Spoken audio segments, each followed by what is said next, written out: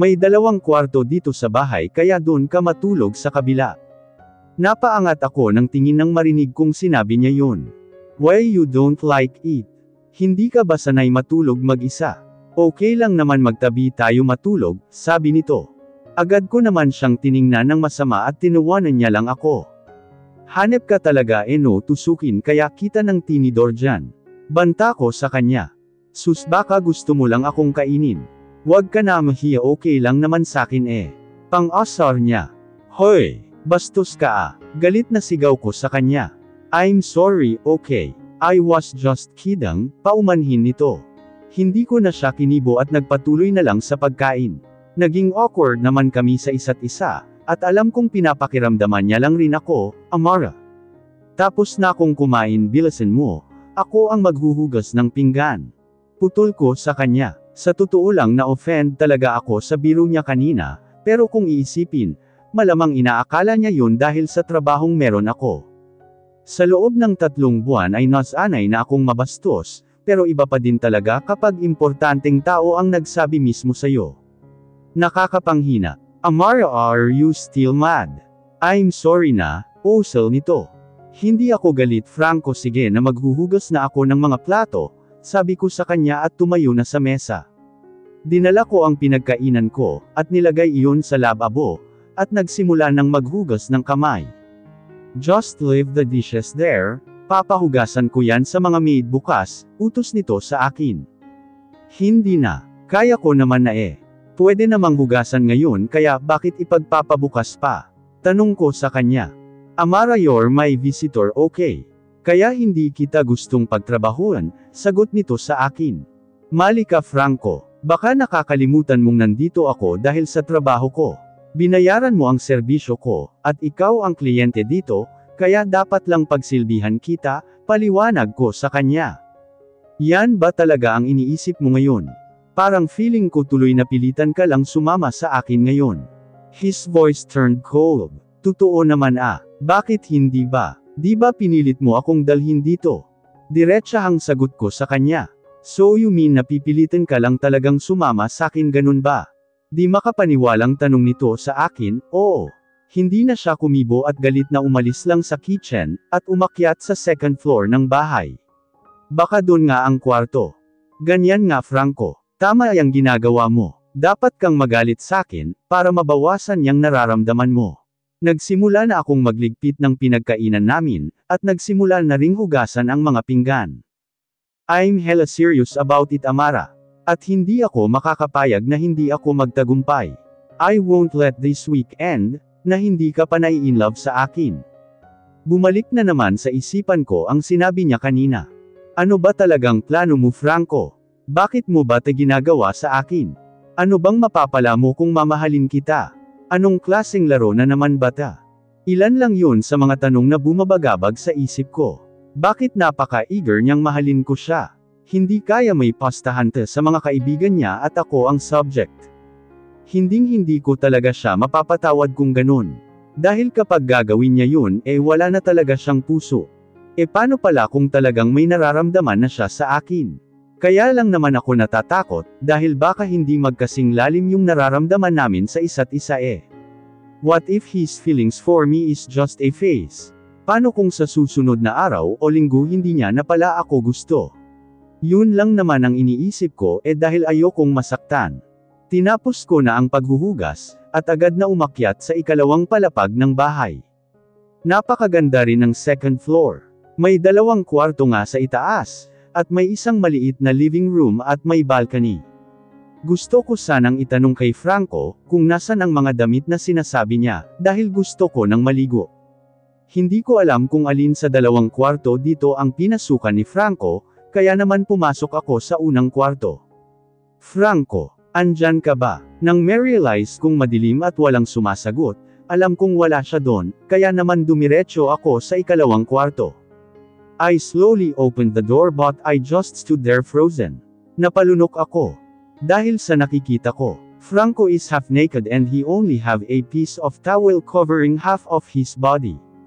Nagpupunas siya ng buhok, at kitang-kita ko naman ang pagtulo ng tubig mula sa buhok niya, hanggang sa matipuno niyang katawan. Grabe, nakita ko na kagabi, pero kakaiba dahil hindi siya lasing. Diyos ko, bakit ba napaka-perfect ng katawan ng makong na ta? Are you done checking me out? Nagulat ako at agad na pabagsak na sinara ang pinto, nang makarecover ako. Ilang minuto ba akong nakatulala doon? Sorry hindi ko alam. Sigaw ko sa kanya sa labas ng kwarto. Sus, pinunasan mo na nga kagabi sagot niya sa akin. Magbihis ka na nga dyan. Sigaw ko sa kanya at narinig ko pa ang pagtawa niya. My God Amara, napaka-manyak mo talaga. Nahahawa ka na sa lalaking yun Kasalanan ko ba na napakagwapo niya? Nagpupunas lang siya ng buhok, pero para siyang nasa commercial, grabe. Narinig ko naman ang pagbukas ng pinto, kaya kumabog na naman ng malakas ang dibdib ko. Tapos na akong magbihis, pwede ka nang tumingin. Narinig ko siya kaya naman tiningnan ko naman siya ng masama. What do you want? Tanong nito sa akin. Itatanong ko lang sana kung nasan yung kwarto at damit ko, gusto ko na kasi maligo. Nahihiyang tanong ko sa kanya. That room beside mine is your room. Nasa closet ang mga damit mo, kumpleto na lahat yun pati underwear. At may CR na rin sa loob ng kwarto mo, sagot niya. Sige, tumalikod na agad ako sa kanya, dahil nahihiya ako. Bakit ba sasabihin pa na may underwear, malamang meron na talaga yun. Pumasok na ako sa kwarto na pinasukan ko kanina, at inon ang ilaw. Nakakamangha dahil modern din ang design ng kwarto at may TV pa. Para ka lang nag-book sa isang hotel. Iba talaga kapag mayayaman. Humiga muna ako sa kama at napakalambot nun. Makakatulog talaga ako ng maayos ngayon. Bumangon na ako at binuksan ang closet, at dun tumambad sa akin, at napakaraming damit na pambabae. Sobrang dami. Hindi kaya damit ng mga ex niya. Napaisip naman ako sa sinabi niyang first time na rin daw makapunta dito. Kinuha ko na ang towel at bathrobe at naligo na sa CR. Pagkatapos ay pumili lang ako ng isang silky na pajama set. At nagsukli ng buhok. Hindi pa naman ako inaantok, kaya gusto ko muna magpaangin at naalala ko yung balcony na nakita ko kanina, kaya lumabas na ako ng kwarto ko. Pagpunta ko doon ay nandun na rin si Franco at nakaupo lang sa isang reclining chair. Upo ka, utos nito sa akin. Dahan-dahan naman akong umupo sa katabing reclining chair at tumingala sa langit. Napakadaming bituin ngayon. Ang daming stars, sabi ko. Do you like stars? Tanong nito sa akin. Oo, kumikinang kasi sila kahit napapalibutan sila ng dilim, nakakainggit kasi sana kaya ko ding kuminang, kahit na nasa kadiliman ako ng buhay, sagot ko sa kanya. Amazing Amara, let's talk, puzzle nito sa akin. Nag-uusap naman na tayo Sagot ko sa kanya. Why did you took that job? Tanong nito sa akin. Hindi ko rin alam Desperada na kasi ako. Mahirap lang kami kaya kailangan talaga dumaan sa butas ng karayom, Franco. Hindi ka makaka-relate sa sinasabi ko dahil mayaman ka naman, sagot ko sa kanya. Why are you doing this? Sa pagkakakilala ko sa iyo, Amara, you're a one-of-a-kind woman na pinapahalagahan ang sarili at dignidad mo, sabi nito sa akin. Siguro dati yun, Franco. But priorities change. Kailangan kong gawin yun para mapaoperahan ko si tatay. Kailangan kong isantabi ang sarili at dignidad ko, para buhayin ang pamilya ko, sagot ko sa kanya. Bamantong hininga lang siya at hindi sumagot sa akin.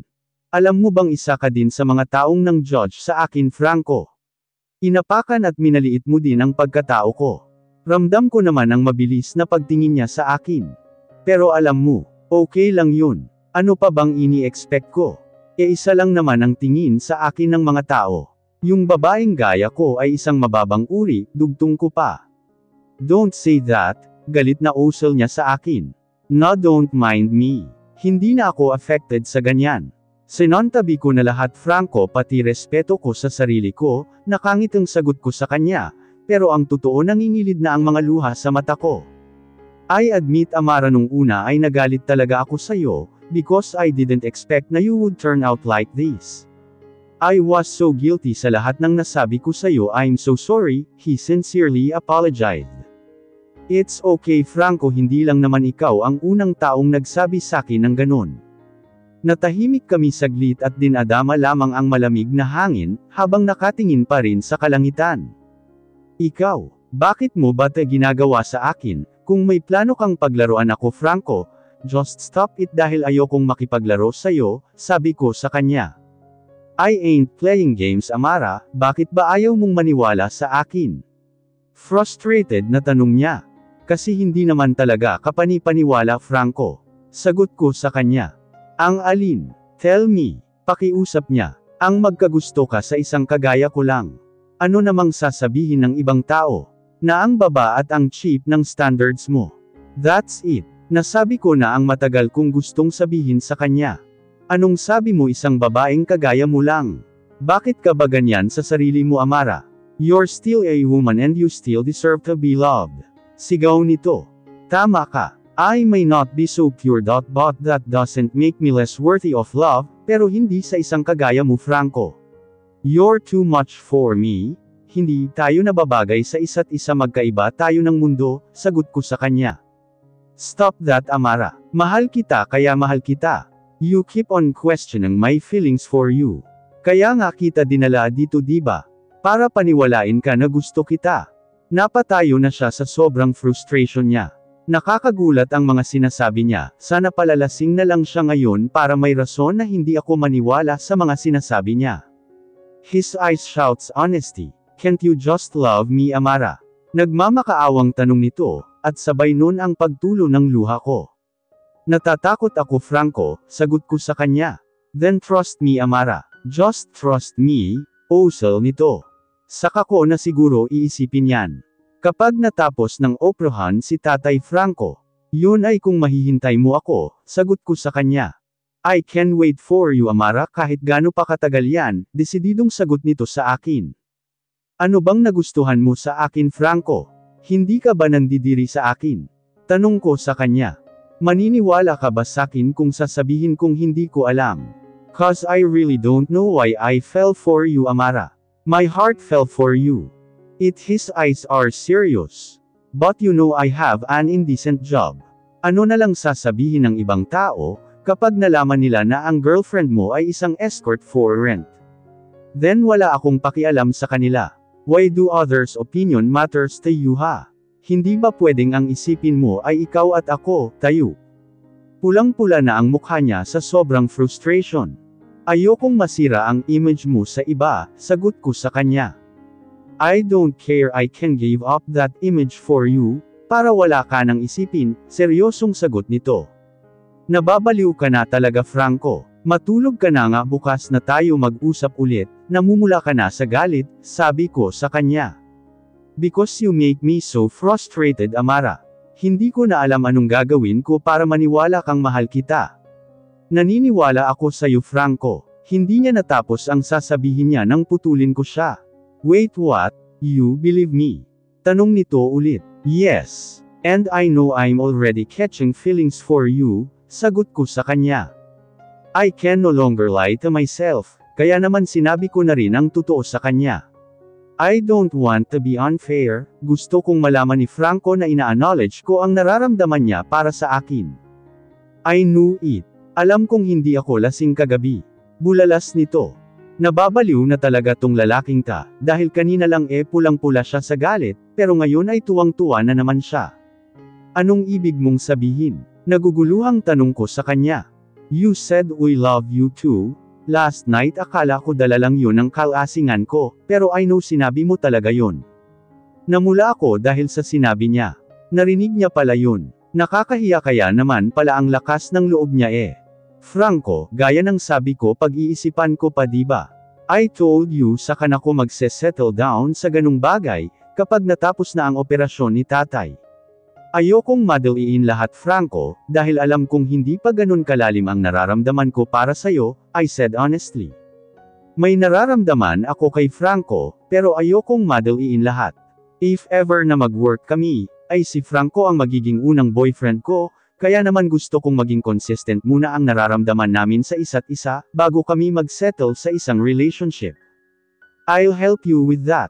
Let me help you Amara. Gusto kong tulungan ang tatay mo, pero trust me hindi ko gagamitin ang pera ko, osel nito at tinaas pa ang isang kamay. Ha? Anong ibig mong sabihin? Tanong ko, ipapasok ko ang tatay mo sa charity ng hospital namin, para konti na lang ang magagastos mo, paliwanag nito sa akin. Napaisip naman ako dun, at alam kong magiging malaking tulong na iyon sa amin. Ano namang kapalit? Alam mo namang ayaw na ayaw ko talagang nagkakaroon ng utang na loob, diba? Tanong ko sa kanya. You will be my girlfriend, Amara. Sa loob ng 1 linggong pananatili natin dito, ay magiging girlfriend kita.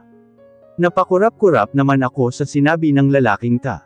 Hi ka ba? Tanong ko sa kanya. No, of course not. I don't do that, baliw.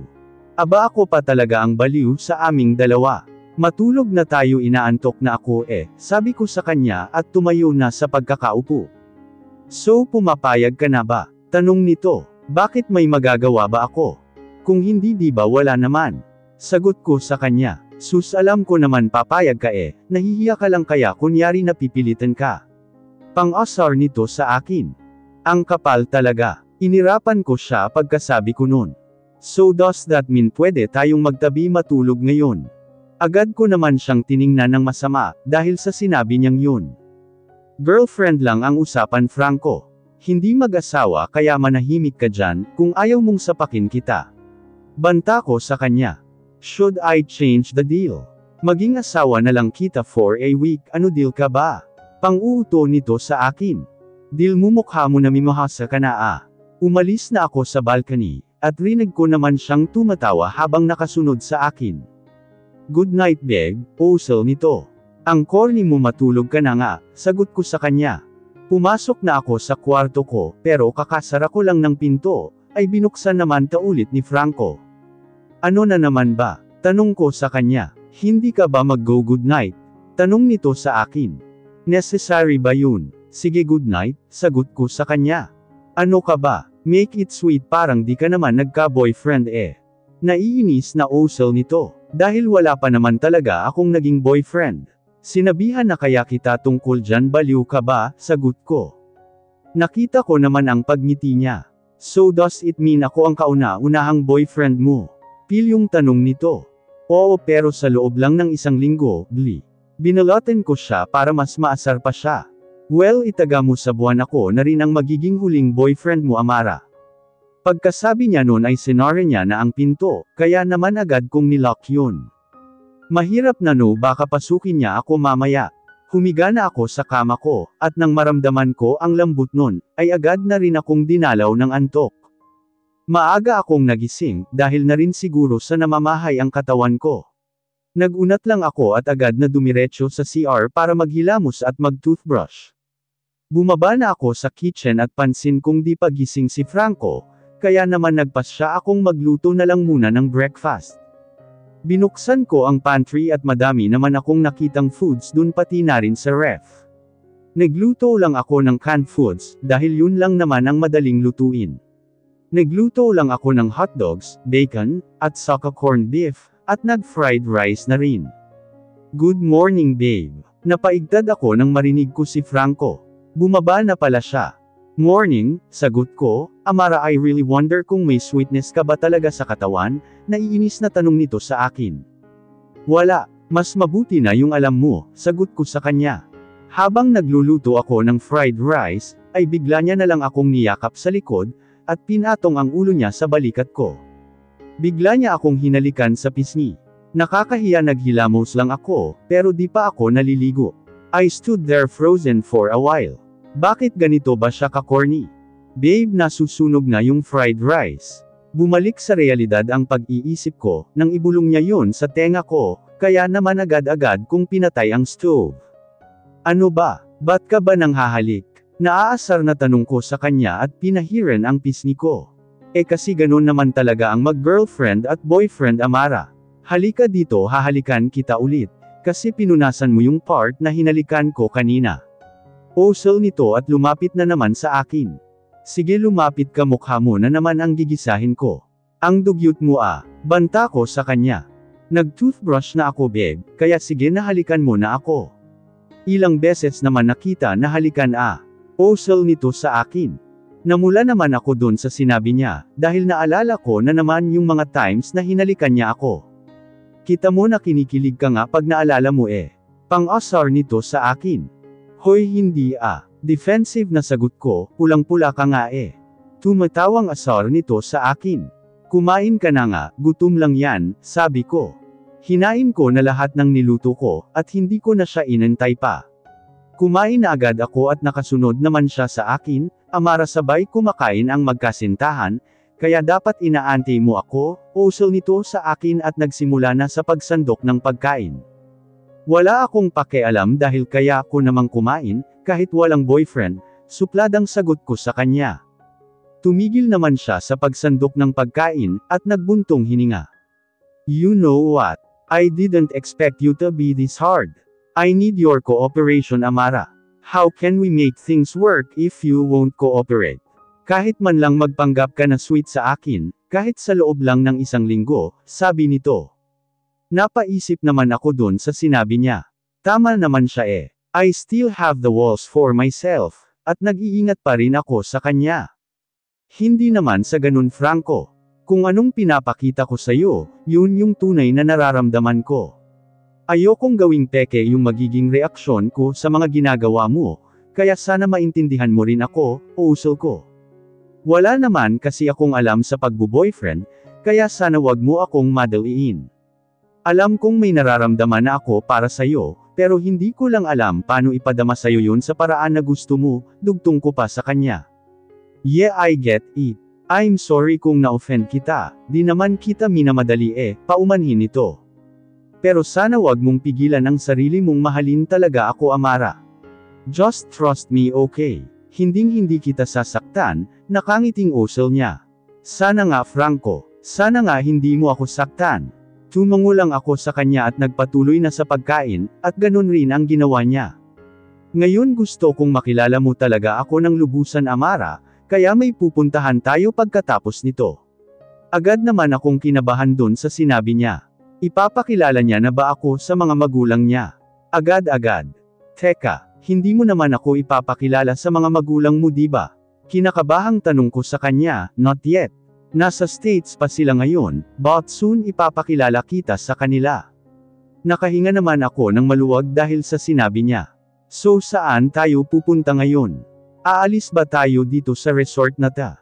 Tanong ko sa kanya. Yeah. Ipapakilala kita sa isang taong may malaking parte ng buhay ko, at sana hindi magbago ang tingin mo sa akin. Sino naman kaya yun? Pagkatapos naming kumain ay sinabihan niya akong mag-ayos na, dahil kailangan daw ay maaga kaming pumunta doon sa pupuntahan namin. Pumasok na ako ulit sa kwarto ko at naligo. Pagkatapos nun ay nagbihis na rin ako. Nagsuot lang ako ng isang pastel dress na may puff sleeves, at isang heels na hindi masyadong mataas. Pagbaba ko ay nandun na si Franco nag-aantay sa living room. You look stunning, he complimented. Thanks. Ikaw din ang gwapo mo. Sagot ko sa kanya. Napatigil naman ako dahil sa sinabi ko. Did I just said na gwapo siya? Well, alam ko naman yun, babe, so you don't need to rub it in my face. Confident na sabi nito. Ang kapal talaga ng mukha. Sinadya ko talagang lakasan, para marinig niya kaya tumawa naman siya. Napansin kong suot niya ang dog tag na niregalo ko sa kanya nung birthday niya. Bakit mo pala suot yan? Tanong ko at tinuro ang dog tag. I always wear this. Mula nung binigay mo to sa akin, ay lagi ko na tong suot, sagot niya. Seryoso ka? Ba't ngayon ko lang nakita? Tanong ko. Palagi ko kasi tinatago under my shirt. Tumango naman ako sa sinabi niya. Let's go. Aya nito sa akin. Sabay kaming lumabas sa beach house niya, at sumakay sa Tesla niyang sasakyan. Bakit nga pala bago na naman tong sasakyan mo?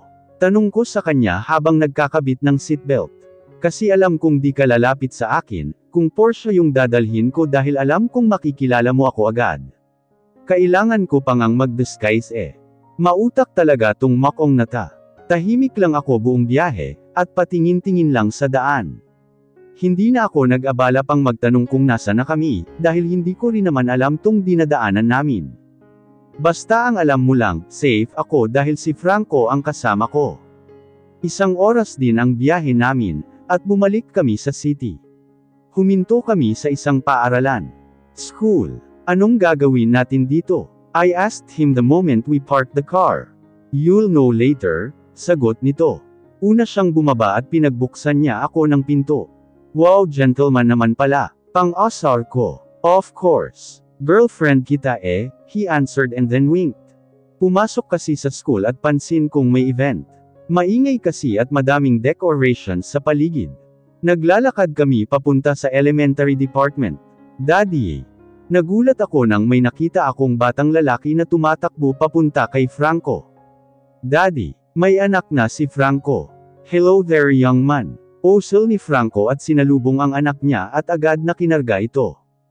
I miss you daddy. Bibong sabi nung bata. Daddy missed you too Brody. Masuyong sabi ni Franco at hinalikan pa sa pisngi ang anak niya. Ibang Franco ang nakikita ko ngayon. Ibang-iba sa Franco na nakilala kong antipatiko. The Franco that I'm seeing right now is a version of a good father. Makikita mo talaga ang tuwa sa mga mata niya, habang karga ang anak niya. If Franco has a son does that mean he's married? So magiging kabit ako. Daddy who is she? Tanong nung bata at tumingin sa akin. She's my girlfriend baby, she can be your mom too if you want. Sagot nito sa anak niya kaya naman nanlaki ang mga mata ko. Really? Wow you finally got a girlfriend dad? Sagot nung bata. Teka totoo ba tong mga nakikita ko? Hindi ba magagalit ang anak niya na may girlfriend siya? Franco can we talk? Nahihiyang osel ko sa kanya. Of course, sagot nito at binaba ang anak niya. Brody play with your classmates muna ha. Dito lang si daddy usap lang kami ni tita Amara mo. Tumango naman ang anak niya, at tumakbo paalis papunta doon sa kumpulan ng mga bata.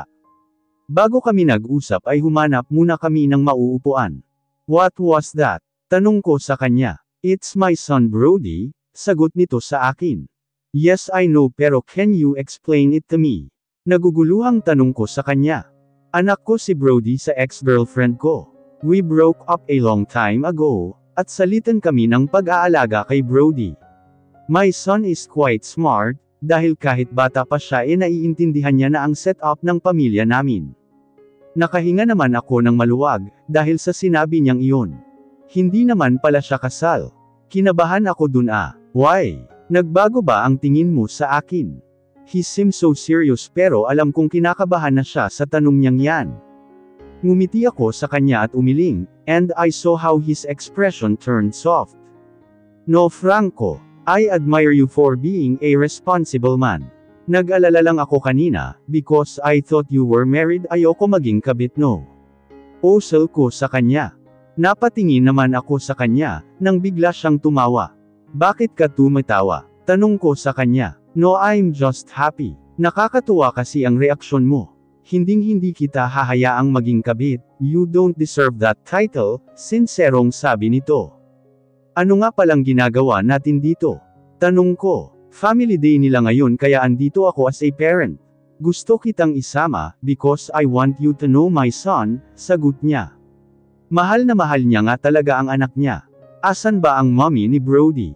Baka awayin ako nun pag nakita ako dito, dapat kayong dalawa ang magkasama kasi kayo naman ang parents, osel ko sa kanya. She's in France right now, kaya ako muna ang magbabantay kay Brody. Okay lang ba kung mag-i-stay muna siya sa atin? Tanong nito. Ano ka ba oo naman? Ang cute ng anak mo ang sarap pisilin. Kanina pa talaga ako nang gigil dun sa anak niya. Pinipigilan ko lang na wag pisilin baka umiyak. Mana sa akin sabi niya.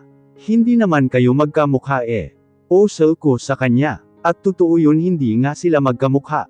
Pero parehas naman kaming gwapo, 5 years old pa lang siya, pero ang gwapo na ng anak ko. Hanep talaga sa kakapalan ng mukha ang lalaking Daddy I'm hungry. Lumapit na naman sa amin si Brody. Napaka-cute talaga ng batang Hi Brody, bati ko sa kanya. Hi, can you be my mommy for today?